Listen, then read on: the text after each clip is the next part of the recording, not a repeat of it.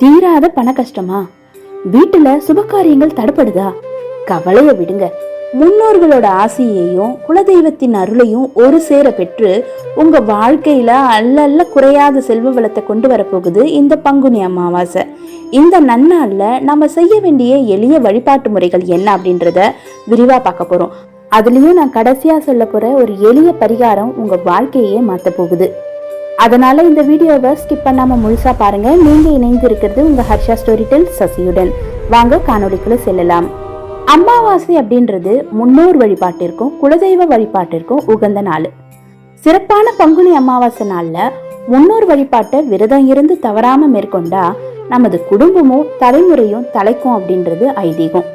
அமாவாசை நாள்ல முன்னோர்களுக்கு தர்ப்பணம் கொடுத்து அவர்களை நினைத்து வழிபட்டா அனைத்து விதமான நன்மைகளும் உண்டாகும்.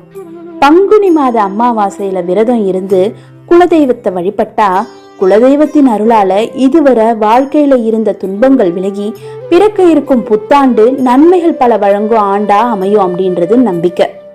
பங்குனி மாதத்தை திருமண மாதம் அப்படின்னு அழைக்கிறதுனால திருமணத்துல பிரச்சனை இருப்பவங்க பங்குனி அமாவாசையில முன்னோர்களையும் குலதெய்வத்தையும் வழிபடலாம். ஆண்டின் 12வது மாதமான பங்குனி மாதம் புரட்டாசி மாதத்திற்கு இணையான புண்ணிய பலன்களை தரக்கூடியதாகும்.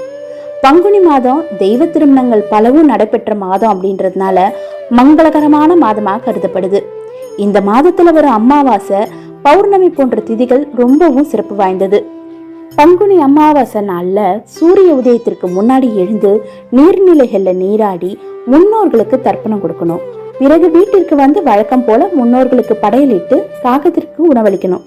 ஏதாவது காரணத்தால முன்னோர்களுக்கு தர்ப்பணம் கொடுக்க முடியல அப்படின்னா, அமாவாசை விரதம் கடைபிடிக்க முடியல அப்படின்றவங்க கருப்பு மற்றும் வெள்ளையில் கலந்த உணவை காகத்திற்கு படைக்கலாம்.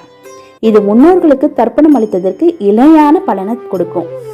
நாங்க வெளிநாடுகள்ல இருக்கோம், முன்னோர்களுக்கு தர்ப்பணமும் கொடுக்க முடியாது, காகத்திற்கு எள் கலந்த சாதமும் வைக்க வாய்ப்பில்லை அப்படின்னு நினைக்கிறவங்க பசியோட இருக்கும் யாராவது 3 பேருக்கு அவர்களோட பசி தீர உணவு வழங்கலாம். இந்த அன்னதானம் குலத்தை காக்கும்.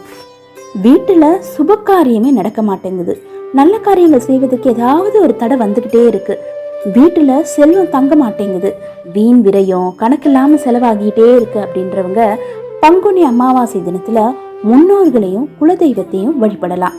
வாய்ப்பு இருந்தா குலதெய்வம் கோவிலுக்கு சென்று வழிபட்டு வரலாம்.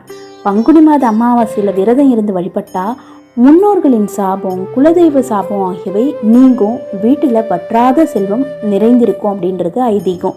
கோவில்களுக்கு செல்ல வாய்ப்பு இல்லாதவங்க வீட்டுல வழக்கமான அமாவாசை வழிபாட்டை முடிச்ச பிறகு பூஜை அறையில அமர்ந்து நமது குறைகள் பிரச்சனைகள் எதுவோ அது நீங்கணும் அப்படின்னு நம்ம முன்னோர்கள் மற்றும் குலதெய்வத்திடம் மனதார பிரார்த்தனை செய்து கொள்ளலாம்.